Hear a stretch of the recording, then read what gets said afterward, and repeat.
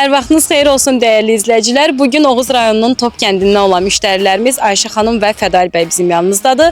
Onlar bizdən New Holland TC 490 taxıl biçən kombaynını alıblar. Gəlin elə özlərindən fikirlərini soruşaq. Xoş gördük ikinizi də. İlk sualım belə olacaq. Razısınız kombaynınızdan? Bəli, çox razıyam. Bəs nə üçün məhz New Holland?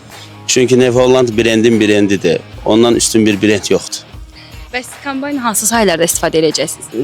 Bizdə özümüzdə toxumçuluq təsərrüfatıdır. Öz sahələrimizi inşallah bir çift götürəsik. Əgər vaxt olarsa, əhaliyə də köməklik olunacaq inşallah. New Hollandı seçməkdə siz kömək eləmisiniz yoldaşınıza, yoxsa şəxsən öz seçimi? Şəxsən öz seçimimdir.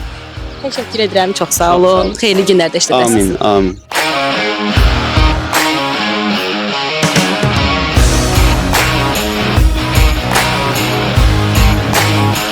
Bu da bizim New Hollanddan olan sizə kiçik hədiyyəmiz. Çox sağ olun, var ol.